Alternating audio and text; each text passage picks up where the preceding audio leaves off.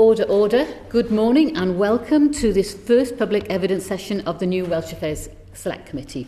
My name is Ruth Jones. I am the chair of the committee. We are discussing this morning a very important issue. Following the budget, we're looking at the impact of the UK government budget on Wales. And before I ask our witnesses to introduce themselves, I'm going to ask any members to declare any interests that they have that are relevant to today's session. So I'm going to ask any relevant interests. Henry? My parents and my brother own and run a 895 hectare, mainly arable farm in Gloucestershire. My parents also own 10 hectares in Pembrokeshire, which they let out to a local farmer. I have no financial interest in either of those holdings. Thank you, Henry. Anne? I'd like to declare that I farm in the Tywi Valley. We're tenant farmers, but we also own some land there as well. And we also run a business which is affected by the budget changes. Diolch. Thank you, Anne. Dinos? Yeah, I just want to declare that my mother owns land on Ynys Môn that she rents out and also farms herself. I have no financial interest, but just declaring as we are discussing farming and agriculture in today's agenda. Thank you, Dinos. And as chair, I need to declare that I am an actual member of the Bevan Foundation and have been so for at least 10 years, I think now. So I just need to declare that. And also, my husband is a planner on HS2. So just so as you know, there we are. We've declared our interest. Thank you very much for that. So I'm going to move on to the witnesses now. Thank you ever so much for joining us this morning, to the three of you. Welcome. Shall I ask you to introduce yourselves, and shall I start off with Dr. Victoria Winckler? Thank you very much indeed. I'm Victoria Winckler. I'm director of the Bevan Foundation, which is an independent charitable think tank. And in respect of Ruth Jones MP's membership is open to anybody. Thank you, Victoria. Good plug there, that's fine. Should we go on to Guto? Guto, Ifan? Hi, Guto Ifan. I'm a lecturer in politics at Cardiff University. I'm part of the Wales Governance Centre and also part of the Wales Fiscal Analysis team, a part of the Wales Governance Centre, which focuses on Welsh public finances, the Welsh budget and Welsh public services. Brilliant. Thank you very much, Guto. And David Phillips, please. Good morning, Bore Da. My name's David Phillips. I'm an Associate Director at the IFS and I lead our work on devolved and local government finance. Lovely. Thank you very much to the three of you for agreeing to come before us this morning, albeit virtually. As you can see, the committee is before you, and as usual, we will be asking questions. Please take your time to answer as fully as you feel able to, or if you feel you have nothing to add and somebody else has already covered it, you're very welcome to say nothing to add. So I'm going to open with the first question, and obviously we're looking at the impact of the UK budget on Wales, and in particular the Welsh fiscal framework. So we know that the Welsh budget, obviously the majority of the funding comes from the Barnett consequentials. And I suppose asking the three of you well, we'll start off with Mr. Phillips. Is that an effective way of actually providing the funding that Wales needs? Well, if we take a step back and look at the design of a funding system, you probably wouldn't put in the Barnett formula. That is because the Barnett formula each year takes the Welsh budget from the previous year and then adds on an amount equivalent to a population share of the change in what is spent in England, actually now plus 5%, a fact that was introduced a couple of years ago. Now, the reason you wouldn't do that is because this effectively takes no account of differences in needs across different parts of the UK or changes in those relative needs of different parts of the UK. So if you're designing a system from scratch, that is not where you would probably start. However, I think it's important to bear in mind that whilst historically there was analysis done by Jerry Haltham in the late 2000s, start of the 2010s, which suggested that if you did an assessment of the spending needs of Wales, at that point, the funding received by the Barnett formula was perhaps a little bit below that share of assessed needs that was in Wales. Subsequently, because the way the Barnett formula operates, it gives Wales a population share of the change in England. When funding was cut during the 2010s, well, that population share was a smaller percentage cut in Wales. And nowadays, that means that if we were to do an assessment, at least based on Jerry Hotham's estimates of Wales's relative needs compared to England, the amount of funding that Wales gets at the moment is probably slightly higher than that estimate that Jerry Hotham would have said back in 2010 Wales needs as a percentage of England's funding. So whilst in principle, the Barnett formula is not how we design a system, it's not clear at this stage whether replacing it with a needs assessment now would lead to more funding for Wales, as has been assumed sometimes, and as was the case back in 2010 when the estimates were initially made. Thank you very much. Guto, I suppose the question, I mean, David's already said, if we were starting, we wouldn't have started from this point, but we are where we are. So do you have anything you'd like to add in terms of, is it an effective way of mechanism?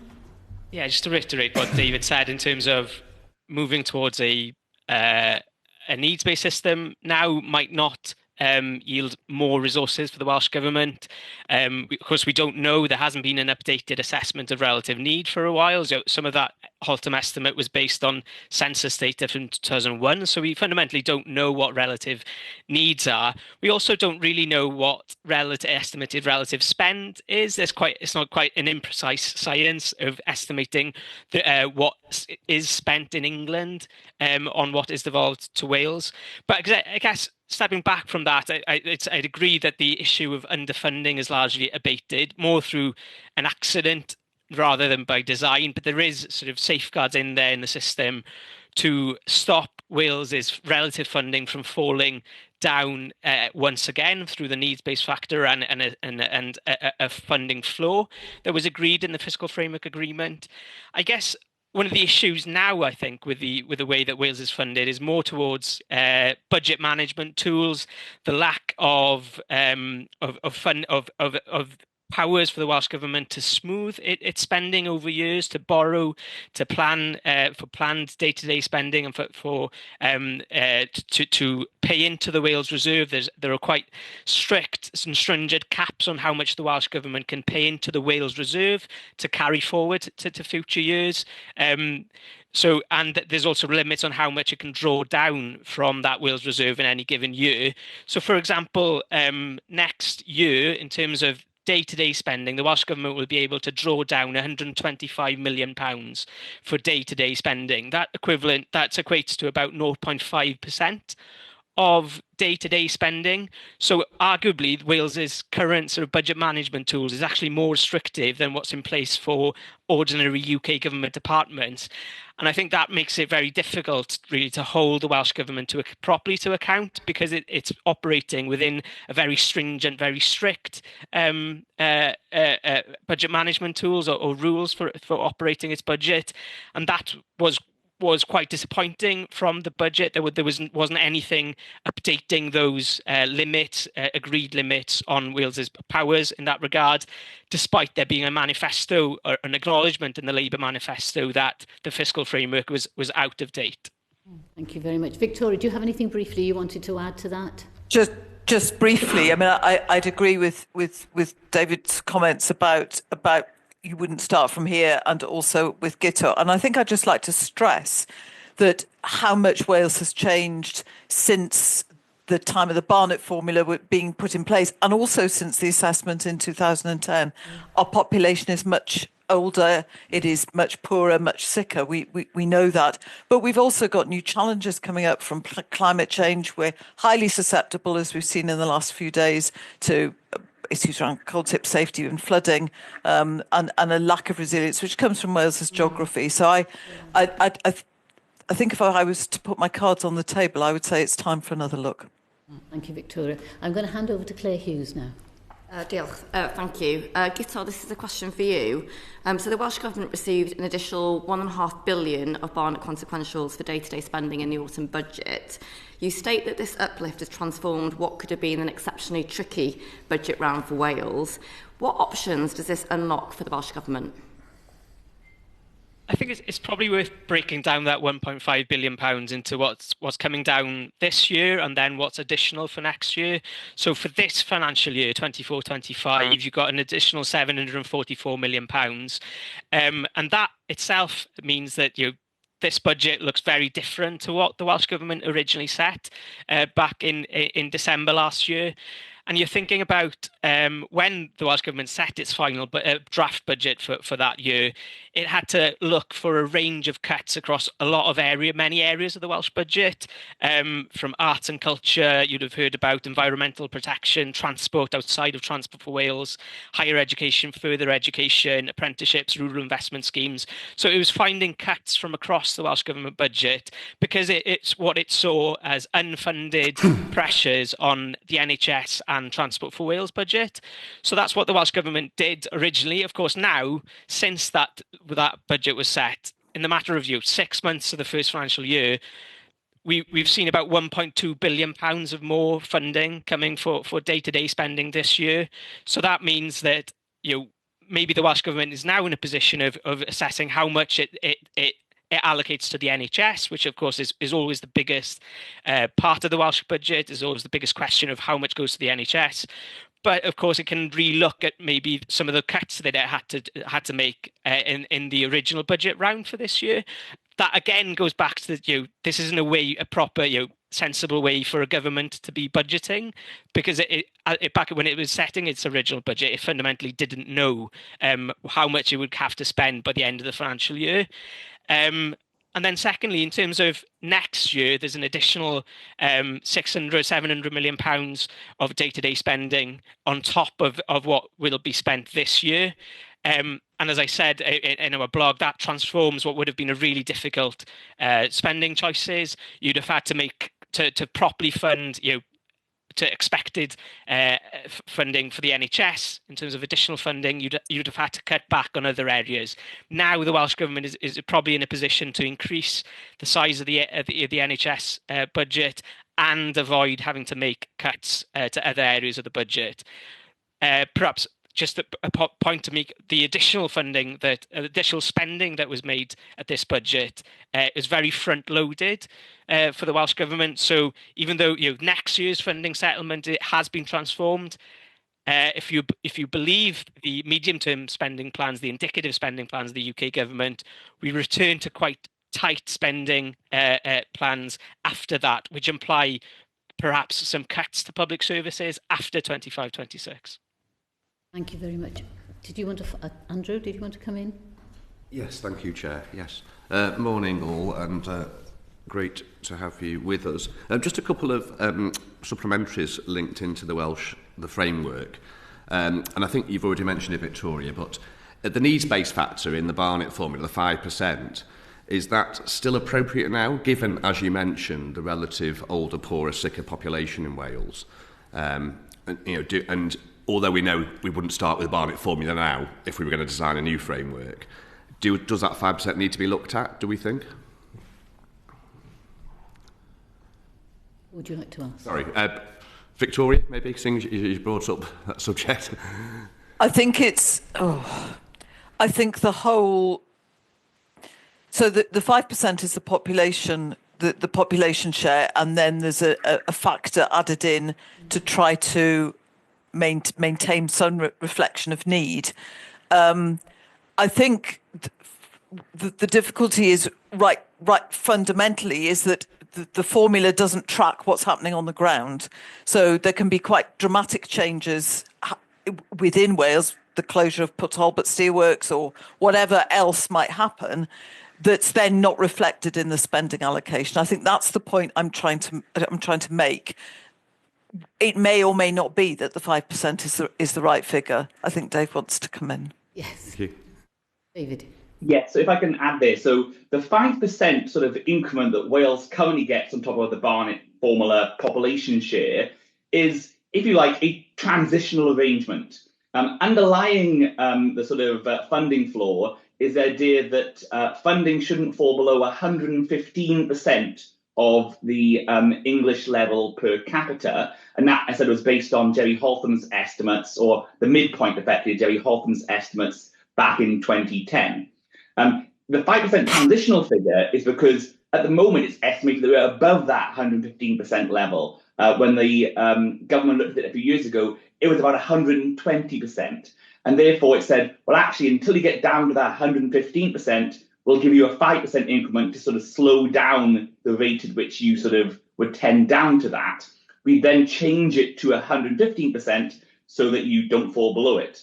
Actually, because Wales' population is growing slower than England's usually, you'd actually then start to rise a little bit. But that was the idea with the plan. I think what Victoria's saying is that the kind of challenge here is that 115% was based on a comparison of Wales' demographics to England's demographics back in 2010, and also the pattern of spending across England in 2010 and how that responded to demographics within England.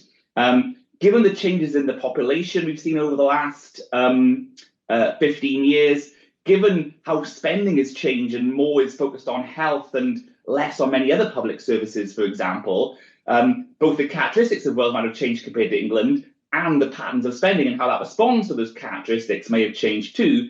So I think that's why Victoria was saying that now is the time to start thinking about, should we be updating those assessments of need, so at least we can tell whether that 115% floor needs to be changed at some point. Of course, there is some risk there. If you look at it, it turns out that Wales's relative needs may have fallen, but actually, given that Wales' population has aged somewhat more rapidly, given more is going to the NHS, if I had to guess, I would expect it would go the other way, and actually you might see that that floor increase from 115% to a little bit higher, perhaps.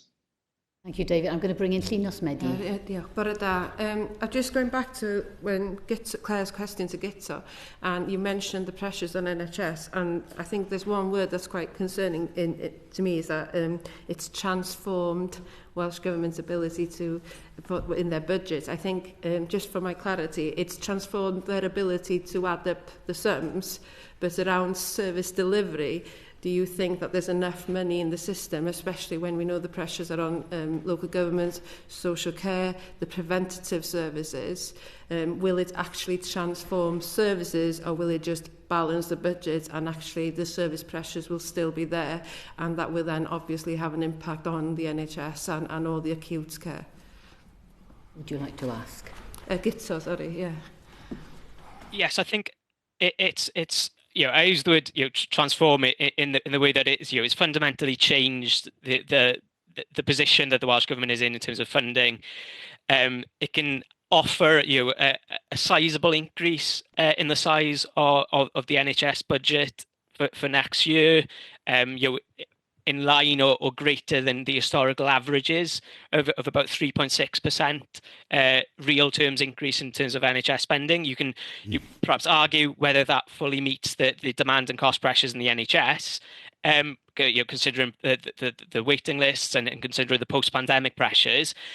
Outside of the NHS budget, then the other half of the Welsh Government day-to-day budget, that's still well below levels in real terms 2010 levels. The latest forecast we think was still about 10% on a population basis below where the rest of the budget was in 2010.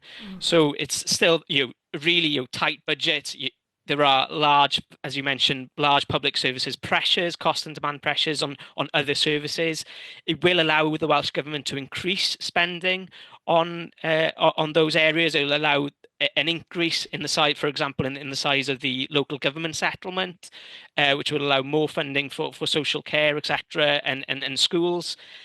However, I think you are right in terms of this will still mean that spending outside of the NHS will still be below where it was in 2010, considering the demographic changes, the population changes that we've discussed. This doesn't solve or reverse the effects of austerity. And it is very much I guess that the increase in spending is very much almost a down payment on restoring public services. More will be required after 25-26 if public services are to be put on a more sustainable footing after next year. Thank you, Guto. I'm conscious your answers are really comprehensive, and we're going to move on a little bit now. We're going to move on to the impact of the autumn budget, and I'm going to ask Andrew Ranger again, please. Thank you, Chair. This is a question to Victoria, please. So given how earnings differ across the UK nations, is the minimum wage increase going to have a disproportionately high price for Welsh businesses because of the increase to the national minimum wage? And adding on to that, is that going to mean that low-margin, labour-intensive sectors like retail and hospitality are going to struggle to stay viable? I think the increase in the minimum wage will affect businesses that have large numbers of low-paid workers. It will increase their wage bill together with their national insurance contributions. But what I would say is that every time there have been increases in minimum wages, businesses do express concerns, and rarely do those concerns translate into large-scale closures and job losses in those sectors. What we would see at the Bevan Foundation is that the increase in the minimum wage is an important step towards making work pay for low-paid workers. And we've estimated that around about 1 in 10 of all workers will benefit from the increase in minimum wages. And we also estimate that for younger workers and older workers, that figure's even higher. So it may well be that the combination of the pressure of raising minimum wages and national insurance contributions results in some cuts elsewhere, such whether it's job cuts or reductions in terms of conditions. But I think given that the minimum wage is still below the amount estimated to be needed for a decent standard of living, the real living wage, it's a step in the right direction. Great, thank you. Do you want to ask your next question? I can do this. Moving on. Yeah. Yeah. So, and linked to that, should Wales, if it needs to, use its own income tax powers, and should there be devolved tax thresholds? The Bevan Foundation has previously argued that the threshold should be devolved alongside the rates. It's a bit of a halfway house just to have the rates, and there are pros and cons of using the powers to vary income tax, particularly in an uplift does not raise on the basic rate, doesn't raise that much additional income, additional revenue for Welsh Government. That said, when it is a tool in the toolbox, and if the Welsh Government's budget is under pressure, it's a tool that we've argued it should consider using. And David, you indicated you wanted to come in. Yes, I was going to say that I think the Welsh Government, when looking at its budget situation, should also always think about the tax powers that it has at its disposal. At the moment, as Victoria was saying, the tax powers in terms of income tax are substantially more constrained than they are in Scotland. I think actually, given income tax, only 10% of each band is devolved to Wales. One of the reasons why the government hasn't yet devolved powers over bands as well as rates is potentially related to the kind of complexity of the structure you might then see with different bands applying to the UK portion of income tax compared to the Welsh portion of income tax. But you could go down the route of the kind of full Scottish case where all tax on at least non-dividends, non-savings income is devolved. What I'd say there is that actually when thinking about changes in income tax, it's probably quite important to bear in mind that whilst you might be wanting to use income tax, say, for example, to make the tax schedule more progressive, actually, evidence from Scotland suggests that the highest income individuals there have been quite responsive to the changes in income tax. And therefore, whilst there are changes to the higher rate threshold, the higher rate, the introduction of a new advanced rate of tax, a 45% rate of tax above £75,000, that probably did raise money to help fund public services. The increase in the top rate of tax, whilst there's lots of uncertainty about this, the central estimates from HMRC suggest actually that might have reduced revenue given the scale of behavioural responses. Now, I don't mention that to say there's no way to actually make the tax system more progressive, raise more from those higher income individuals. But the reason I mention that is that Wales also has other tax powers it can consider, for example, like in relation to council tax. And those can sometimes be ways to raise more revenues from higher income, higher wealth individuals, where there's less scope to have behavioural response. It's much harder to hide a house, move a house, than it is to hide and move income. Thank you, David. I'm going to move on to Anne Davies, please. Diolch yn fawr, Cadeirydd. My question is to Guto. Mae'n lovely weld ti, Guto. I haven't seen you for years, so it's lovely to see you again. Employer national insurance, this is where I'm coming from with this really. We know it's going to impact universities who are already struggling, but it's also going to impact charities like the National Botanic Gardens that I've got on my doorstep and other sectors as well, the third sector and social care. Do you think that the budget has provided enough funding to mitigate against these pressures? So from what I understand, there will be an additional allocations made. So there's a pot of funding that hasn't yet been allocated at a UK government level, which once that is allocated to UK government departments to meet the costs of that on employers, public sector employers, that will have consequentials for the Welsh government.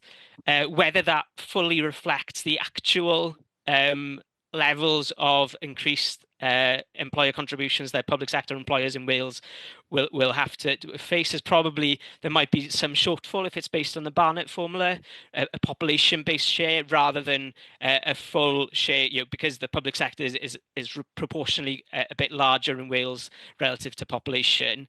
And then there's the question that you raise as well in terms of outside the direct impact on public sector employers, as you mentioned, social care, which sits outside, some of it sits outside of the public sector pay bill, and then you've got other sort of other sectors like higher education, the charity sectors, which are sort of in devolved areas but sits outside of the Welsh government's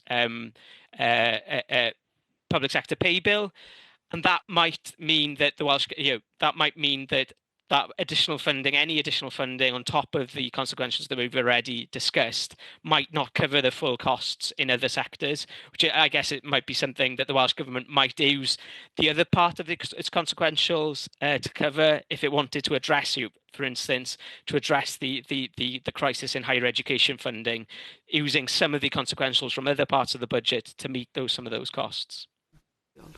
Thank you. Thank you, Anne. I'm going to go on to Henry Tufnell, please. Good morning. I'd like to ask about free ports. And so there's been tax reliefs announced in the budget, so specifically around enhanced capital allowances or employer NICs for new employers. And I wondered what your view was in terms of how effective those tax reliefs would be in terms of driving up investment and employment in South Wales and West Wales. Would you like to ask? Do you want David to go first? Is that okay? Yes, that's okay. So yeah, we wrote a report for about the free ports. I should declare that we are part of the official evaluation of free ports of the IFS. We're playing the role of a critical friend of the main evaluation team. And as part of this role, we did a sort of in-depth look at the economics of free ports and the evidence about their potential impacts.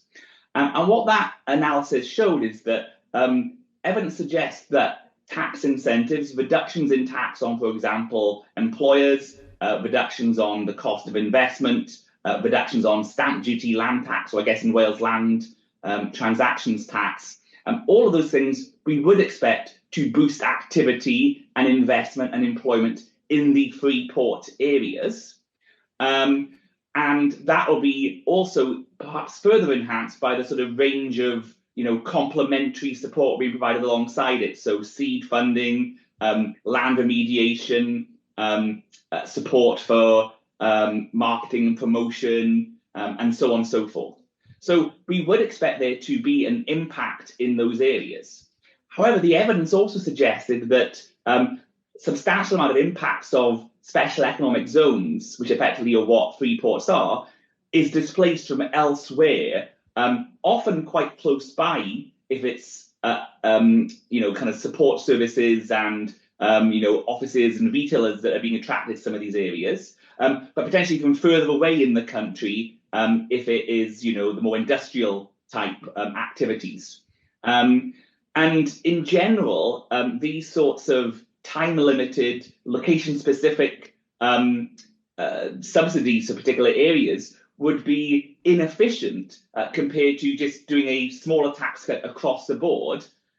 What you need to have is some reason why having a tax incentive for a particular area has a bigger benefit than spreading that out across a wider area. And that really requires agglomeration effects, so that by attracting businesses to one location, they end up becoming a sort of self-reinforcing economic cluster.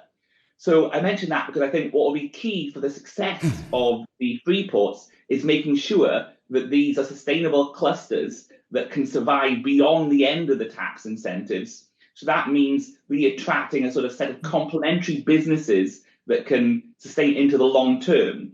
So whilst I think this will attract activity to these areas, whether it's good value for money or not will depend on whether this can attract clusters that otherwise wouldn't have existed in Wales or the UK. And also ask a follow-up about how you view the difference between the English free ports as they're currently set up and the ones being set up in Wales, in terms of those. Yeah, my understanding is that they're fairly similar in terms of, they obviously have the same UK national relief, so for employers' national insurance, for corporate tax, and that the Welsh government is also providing the same reliefs from land transactions tax, and I think business rates as well. I know there's been some debate about the Welsh investment zones, but my understanding is that the support package is pretty similar between England and Wales. I think the bigger difference is between Scotland and England and Wales, where in Scotland they're very much focused on sort of renewables and environmentalism. They're green free ports. But I should say I'm not an expert actually on the Welsh situation. When we wrote the report, the Welsh plans hadn't been fully confirmed. So if there are some differences, my understanding is they're fairly minor, but please do correct me if I'm wrong. I think there are added protections from a workers' rights and environmental ones, but I'd be interested in the other panelists' views. Guto or Victoria, it'd be helpful to hear your views on the free port. Those questions I asked initially. About the infected... I don't have much to add to David's comments. What I would say is that going back many years, where a similar model was tried with enterprise zones, the conclusion was that there was limited lasting impact, partly because businesses hopped over the boundary, and when the benefits of an enterprise zone ended, then the businesses either ended or moved away. So I think there are some things to look at very carefully, but I'm not an expert on that area. I'm sorry. Thank you. Finally, Guto. Yeah, and the same. I don't really have anything to add on top of what David covered. And Victoria. Thank you very much. I'm going to move on to Llinás Medi, please. Yeah, just a follow-up, really, and maybe I need to declare an interest as maybe the guardian of Ynys Môn free ports for many years until I started in this role. There are differences in England and Wales, and that is around the workers' rights, planning rules and regulation and environmental rules and regulations within the free port prospectus, which actually strengthens the local hold and make sure that the people and those communities are protected during the free ports are developed. But my question is specific about Ynys Môn. Ynys Môn has obviously supported the move of the Celtic free ports following the Tata Steel announcement. But unfortunately, now this means that the Ynys Môn's free port is delayed. And I think this is quite worrying for Wales because obviously the Ynys Môn free port is located in the second busiest ports in the UK, a strategic site for Wales and the UK. And the implications on growing the economy in that area and actually losing out on opportunities is worrying. And do you have, and maybe going back to you, David, actually, recognising what you've just said about the displacements, but actually not benefiting South and North Wales within the Freeport agenda might have a detrimental effect on growing the economy across Wales? As I said, that given that one of the impacts of sort of the tax incentives and other support provided to kind of one location is to attract activity, not necessarily from overseas, but also from other locations in the country. If there is a free port in South Wales in operation, you may see activity that otherwise could have gone to a port in North Wales or somewhere else actually in the UK that hasn't got free port status, go to South Wales instead. So that is a risk. I think kind of the one of the sort of bigger challenges actually with the free ports is we're looking at the kind of business plans and cases for each free port. A lot of them are sort of looking for the same kinds of investments in the same kinds of industries. You know, a lot are looking for investments in sort of, you know, the green transition. Now, there is a lot to do in terms of the green transition, but one risk there is kind of competition and sort of, you know, just moving the deck chairs around in terms of some of those investments. So I think kind of what my advice would be is for each free port to think about what is their comparative advantage that they have over not just other sort of ports that aren't free ports, but the other free ports as well, so that actually we're seeing sort of net additions to the stock of investment in the UK, and not just sort of, if you like, a bidding war between free ports as they kind of use their seed funding and other things to kind of, you know, make themselves the most attractive of the free ports to individual occupiers. Thank you. Okay, I'm going to move on now to from free ports to coal tips, and obviously given the recent flooding and the particular incident, say in Cwmtillery and Blaen y Gwent, of an incident there with a coal tip and, well, a landslide, sorry, not a coal tip, a landslide. The budget actually earmarked £25 million for ensuring safety of coal tips in Wales. And I just wonder, given that the Welsh Government have said that they need 500 to 600 million, do you have any thoughts about the apparent shortfall in this funding? And if so, how do you see the funding being made up? Shall I ask Guto and then Victoria, please?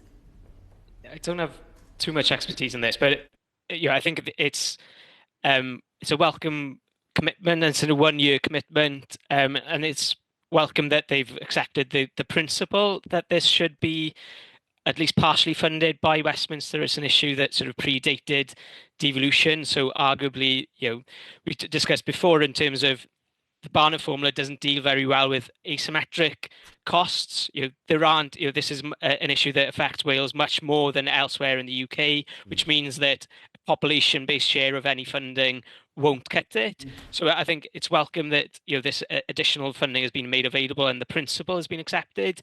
I guess, again, this is just a one-year commitment. It's going to require, you know, funding over a prolonged period of time and much more funding to come over future years for this issue to be properly rectified. Thank you, Guto. Victoria, did you want to say anything? I had nothing to add. It's just urgently needs sorting. Absolutely. Thank you very much for that. I'm going to move on from coal to rail now, and I'm going to ask Ben Lake. Thank you, Chair. Diolch yn fawr iawn I chi am ddod bore yma. If I can ask Guto to begin with, the matter of HS2 and the categorisation of HS2 as a project, as an England and Wales project under the Statement of Funding Policy. There's been a lot of discussion about this in recent years, and that it is to the detriment of the Welsh budget, or at least investment in rail in Wales. Would you agree with the assessment that the classification of HS2 as an England and Wales project is unfair to Wales?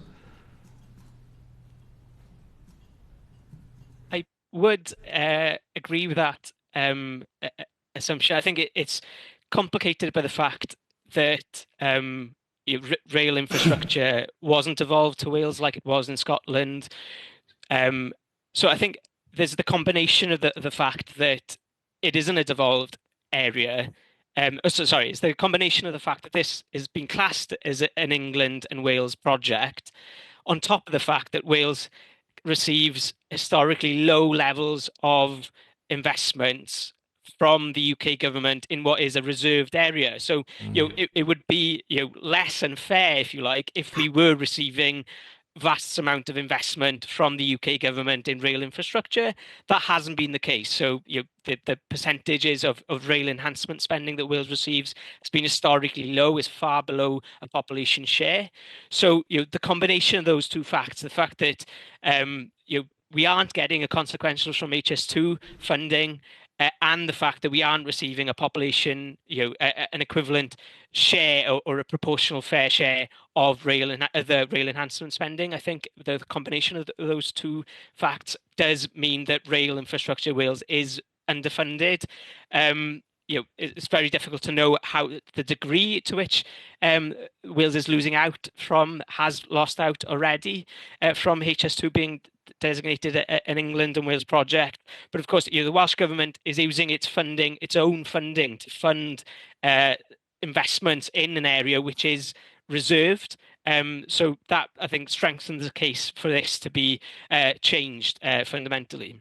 Thank you. And just on that point, in a previous meeting of this committee, it seems an age ago now, the then Chief Secretary of the Treasury, Mr John Glenn, tried to justify the Treasury's approach to actually classifying HS2 as in England and Wales. And the point made at the time was that there seemed to be an inconsistency in which rail projects were classified as England only and those that were England and Wales.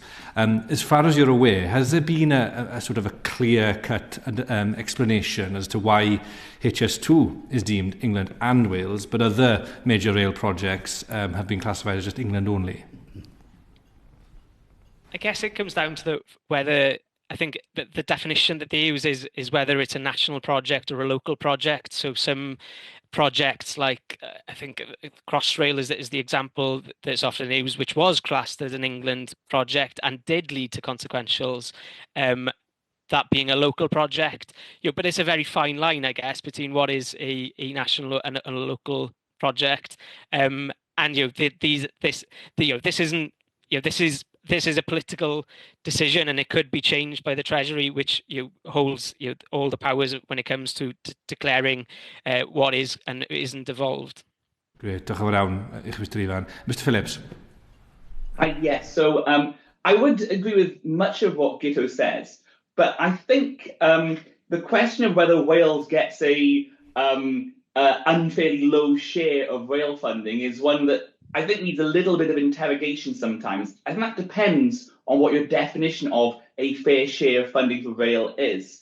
So I think, one factor that affects, the demand or the need for rail funding is known demand and capacity constraints. And traditionally, at least, those have been less of an issue in Wales than perhaps elsewhere in the UK. But of course, another way you might think about rail funding is to, increase sort of connections between places to promote new demand and economic linkages. And there, of course, Wales actually has, a relatively sparse rail network compared to large parts of England. So I think actually we need to kind of take a step back and think actually what is rail investment for, and think actually should that be affecting, how Network Rail is making its decisions on investment across the country.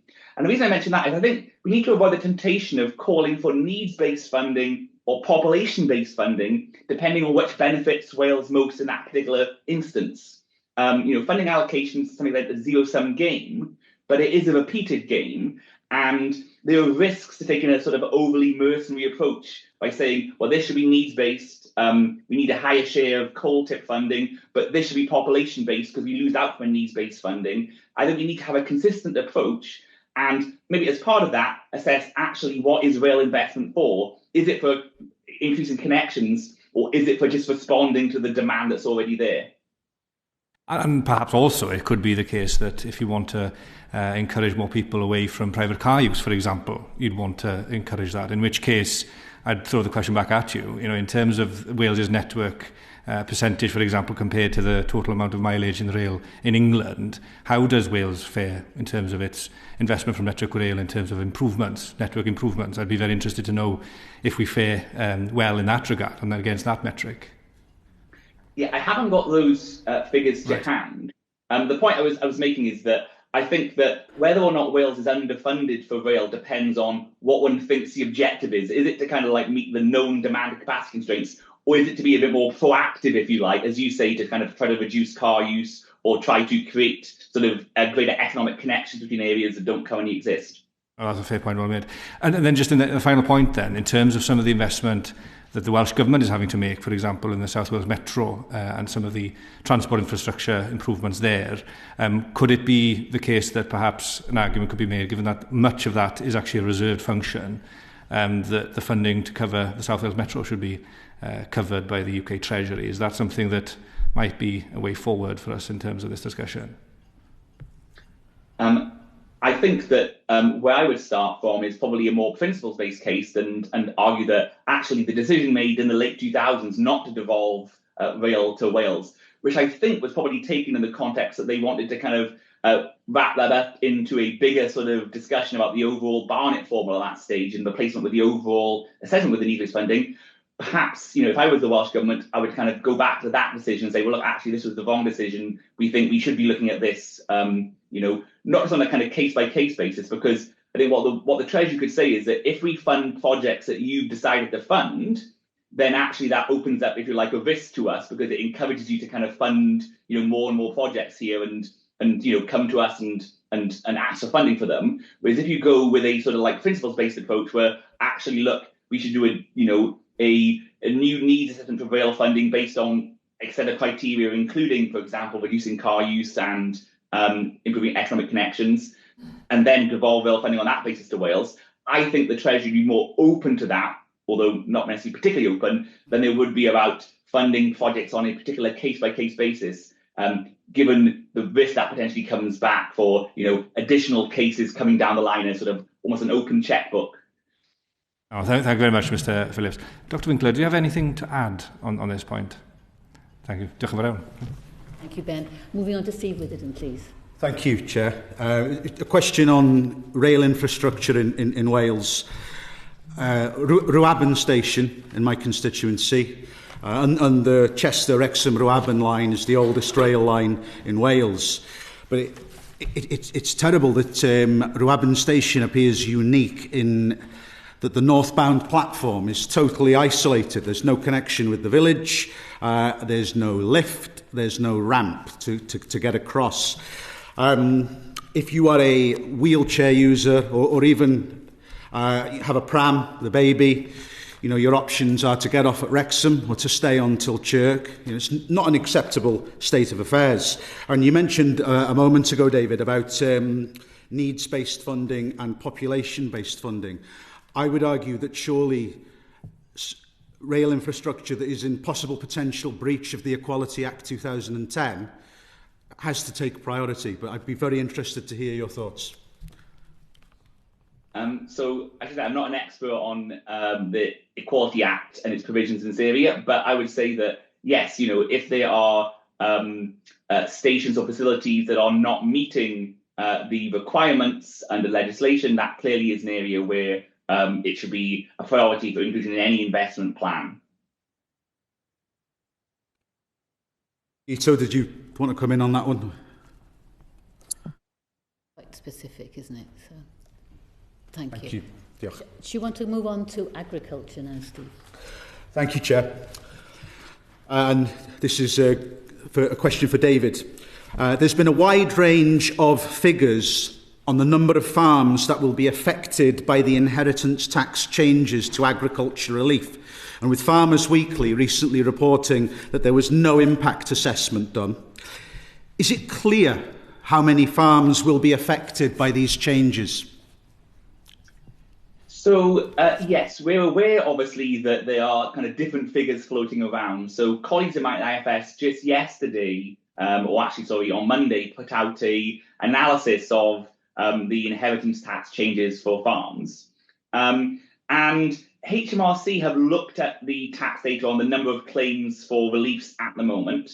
And of the around 1,800 estates per year that claim agricultural relief, around 500, approximately 30%, could potentially pay more inheritance tax as a result of curtailing agriculture and business reliefs. But there's a couple of points I'd kind of make there.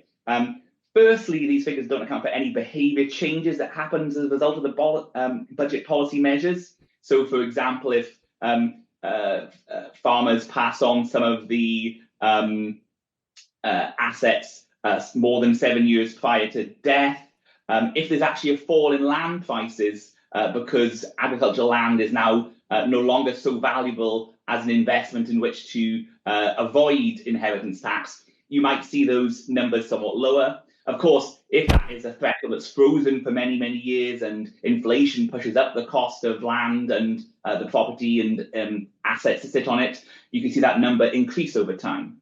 So HMRC estimates are probably the best estimates of the share of properties that currently claim, or estates that currently claim these reliefs that will potentially be subject to taxation going forwards. Now, there are other figures that we're aware of that basically have been calculated by, I think, the National Farmers Union using figures from the Agriculture and Rural Affairs Department's figures. There are some differences there. Those figures relate to larger farms with a certain amount of agricultural production. They actually measure things in somewhat different ways. They suggest a higher share of farms might actually be affected. But I should add that those don't take account of things like the existing reliefs you get for the kind of standard allowance for the main property, the potential to pool reliefs across a couple. So I think the best figures we have at the moment, bearing in mind they include all those that claim agricultural relief, not just those whose primary job is farming, the HMRC figures are the best figures we currently have. Thank you. Very, very important follow-up question. Just how hard is this going to affect the ability of farmers to pass the family farm down to future generations? So,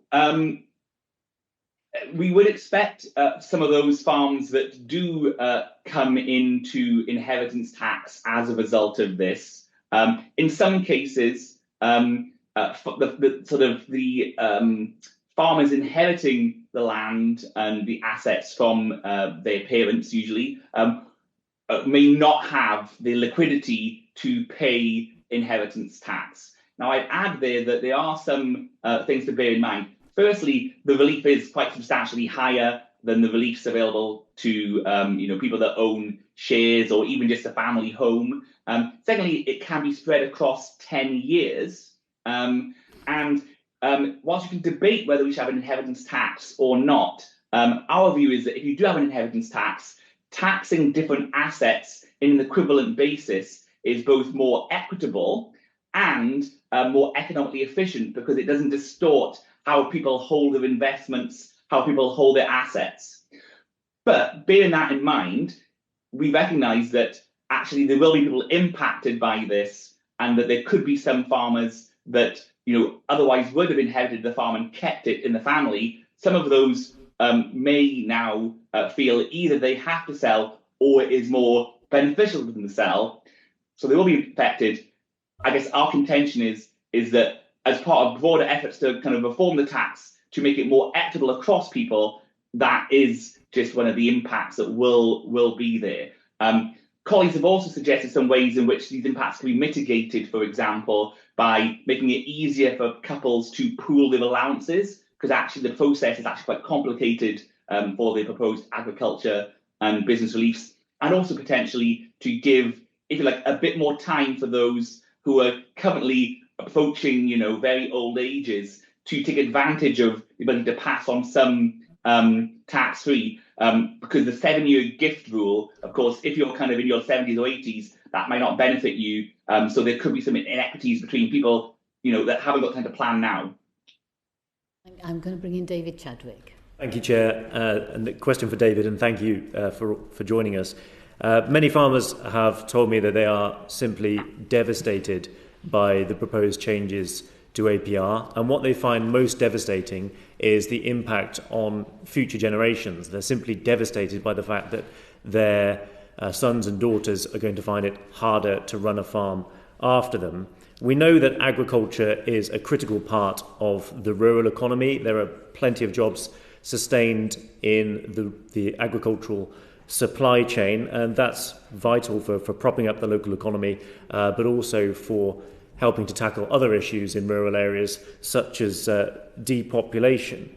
So with that in mind, what sort of economic or demographic contractions do you see taking place as a result of this decision to impose higher taxes on farming?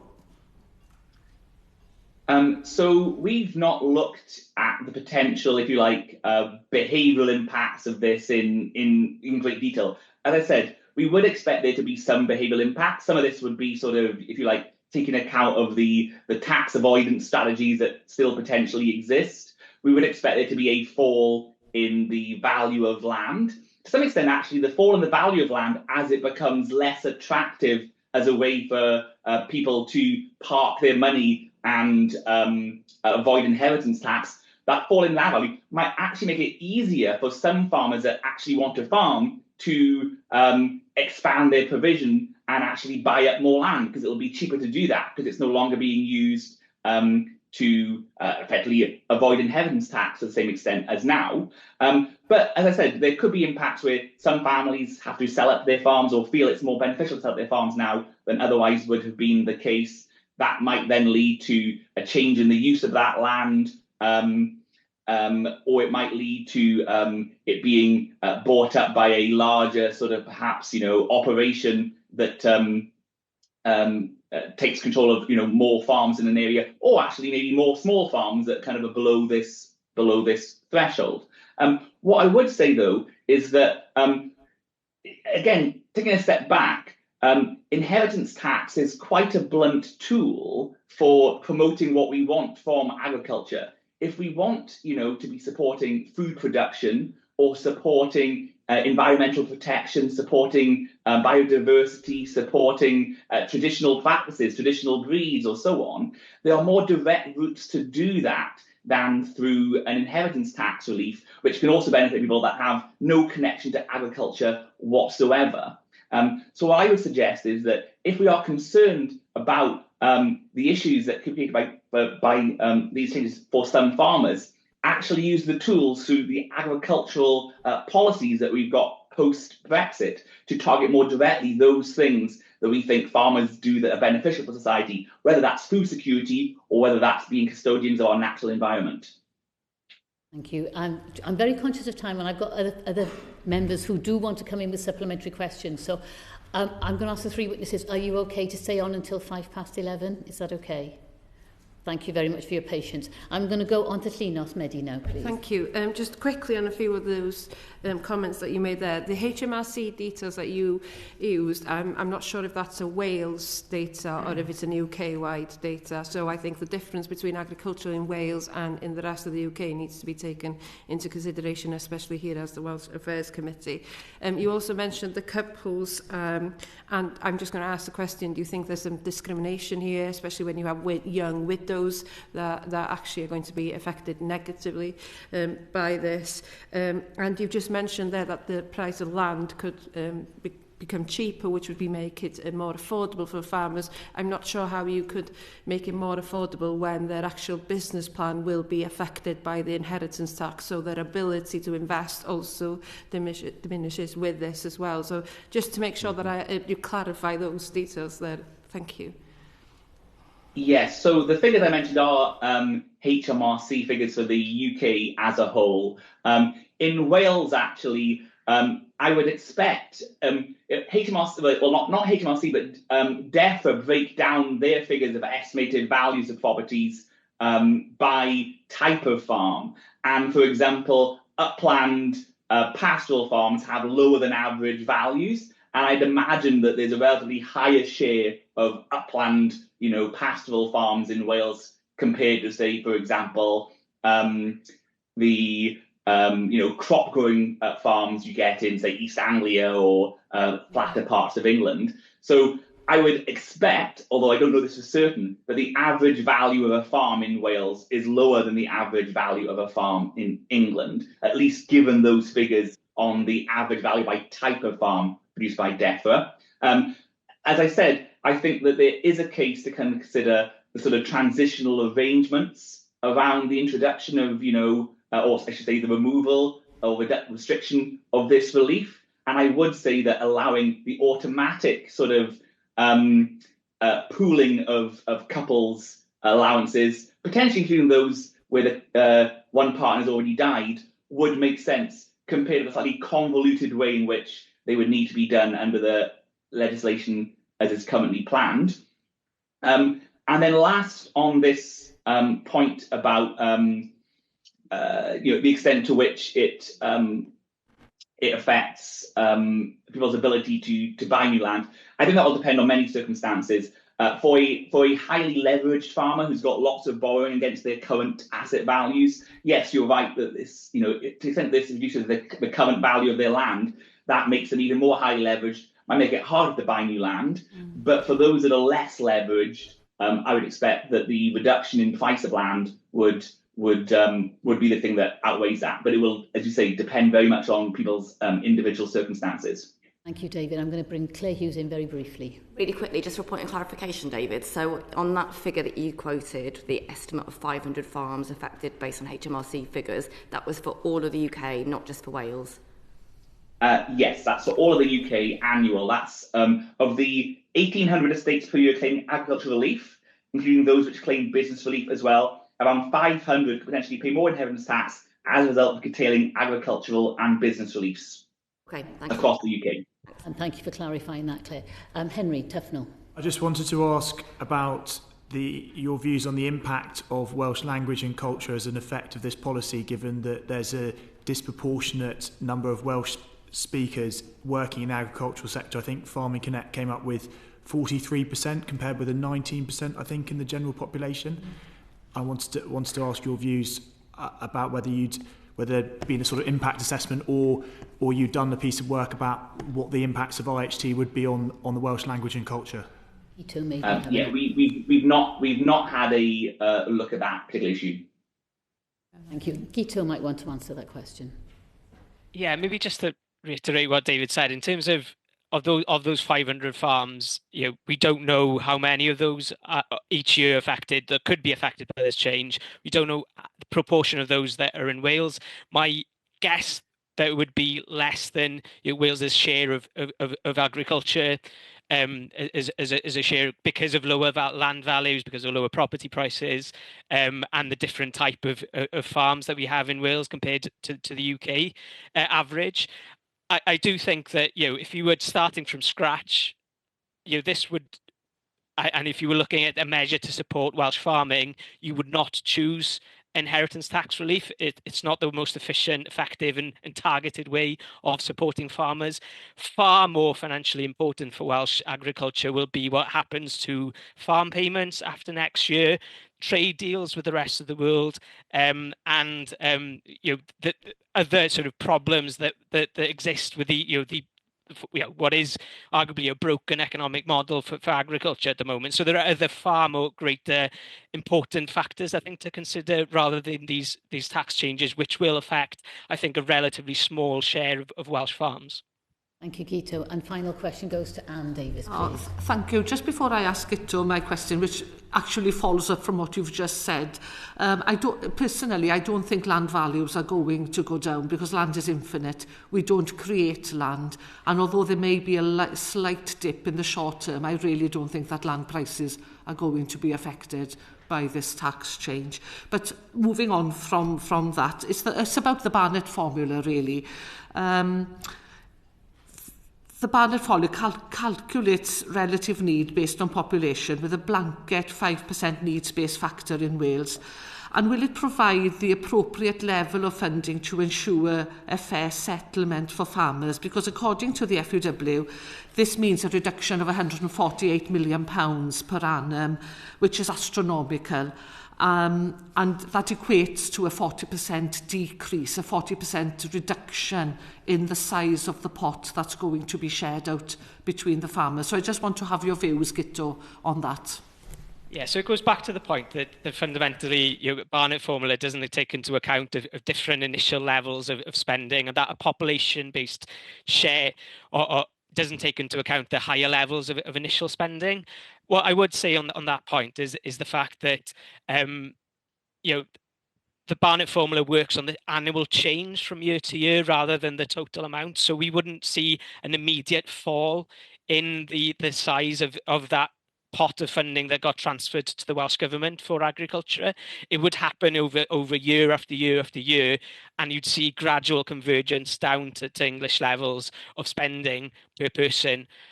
But that would get influenced by how quickly spending grows in England. There's a lot of issues like that might affect how quickly that relative level of spending gets taken down to English levels of spending. There's a similar issue, I think, that the committee should consider in terms of the Shared Prosperity Fund, that Wales gets a far greater share of spending from the Shared Prosperity Fund than a population-based share. And after next year, that appears to likely to potentially be rolled up into local government funding in England, which will lead to similar concerns that the Barnett formula won't reflect the higher initial levels of spending in Wales. Thank you. I'm going to ask David one line then, please, David, yeah, and then I'll ask Victoria. So. If I may, yes. So I would agree with what Guto was saying there. For agriculture, the existing funding is being baselined in, and therefore any impacts of moving to the Barnett formula will affect what happens in subsequent years, depending on how spending changes in England. I think the much bigger issue, and I think if I can be as bold to say, I think this is something for the committee to look into, is what is happening with the Shared Prosperity Fund, because that isn't being baselined into the Welsh Government's budget. That was never part of the Welsh Government's budget. It always came from MHCLG. That's been cut by £600 million in 25-26, and the indications are it might be abolished completely in 26-27 to be rolled up into, as I said, or as Guto said, reforms to English local government funding. That could see Wales lose out very substantially, and there are questions about post-UK SPF regional development funding, which matter a lot for Wales, which gets about 25% of that funding compared to its 5% population share. Thank you, David. And obviously shared prosperity is something we will, I'm sure, take into account there. Victoria, did you want to have the final word? Oh, gosh. I think what Guto and David have highlighted is that the Barnett formula is stretched to its limits in meeting Wales's needs. We haven't talked about social security changes in the budget, which also have a huge impact on people in Wales, whether both for pensioners and for working age. And just to say, if the committee has any further questions, I, for one, and I'm sure the other witnesses would be happy to follow up. Thank you very much, and thank you to all three of you for your time this morning. I'm conscious we have gone over time, but Dr. Victoria Winckler, Guto Ifan and David Phillips, thank you so much for your time this morning on behalf of the committee. Good to see you all, and I shall now bring this committee to a close. Diolch i chi. Order.